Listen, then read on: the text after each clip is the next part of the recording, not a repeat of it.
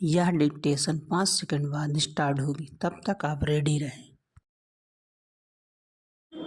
Ready start. नई लोकसभा के गठन के बाद संसद के दोनों सदनों की संयुक्त बैठक को संबोधित करते हुए राष्ट्रपति ने जो कहा उससे मोदी सरकार के एजेंडे की ही झलक मिलती है।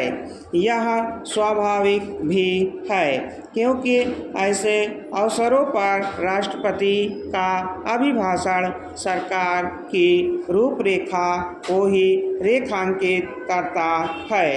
भले ही प्रधानमंत्री मोदी गठबंधन सरकार का नेतृत्व कर रहे हो, लेकिन राष्ट्रपति के अभिभाषण से यही स्पष्ट होता है कि यह सरकार पहले की तरह ही कार्य करेगी और उन कामों को पूरा करने पर विशेष ध्यान देगी जिनका उल्लेख प्रधानमंत्री पिछले कुछ समय से लगातार करते आ रहे हैं।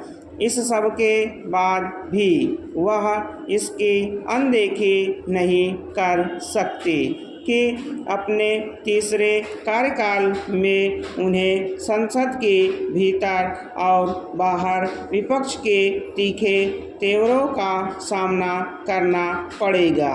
इसका एक बड़ा कारण उसके संख्या बल में वृद्धि होना है। संख्या बल में वृद्धि के चलते विपक्ष को जहां लोकसभा में नेता प्रतिपक्ष का पद हासिल हुआ है, वहीं दूसरी ओर उसका मनोबल भी बढ़ा है। बीते 3-4 दिनों में संसद में जो कुछ हुआ उससे विपक्ष के बढ़े हुए मनोबल का ही पता चलता है। विपक्ष का उत्साहित होना स्वाभाविक है, लेकिन उचित यह होगा कि वह विरोध के लिए विरोध वाले रवैये का परित्याग करे।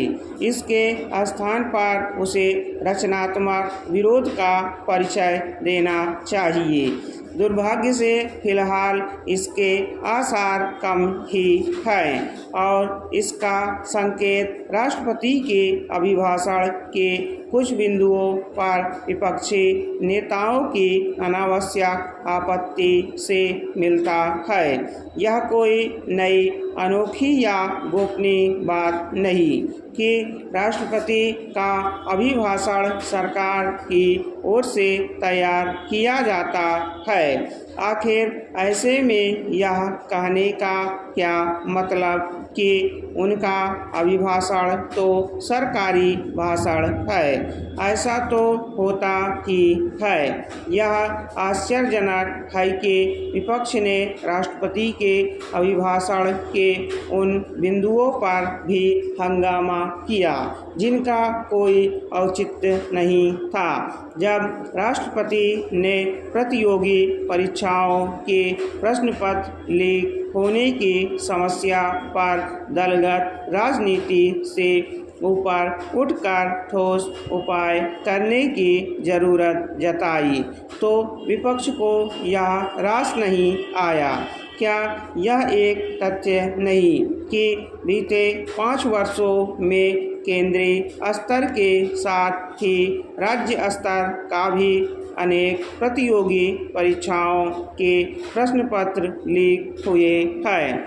विपक्ष तब भी आपे से बाहर होता हुआ दिखा जब राष्ट्रपति ने अपने अभिभाषण में आपातकाल के काले कारनामों को याद किया।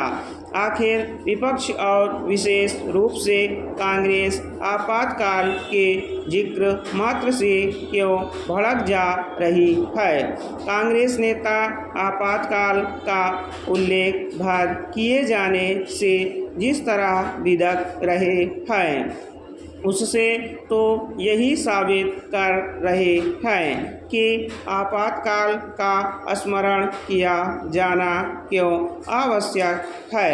यह हैरानी ही नहीं, चिंता का भी विषय है कि कांग्रेस को आपातकाल के स्मरण पर भी आपत्ति है। बेहतर होगा कि सरकार का विरोध करते समय विपक्ष तनिक तार्किक रवैया अपनाए। स्टॉप।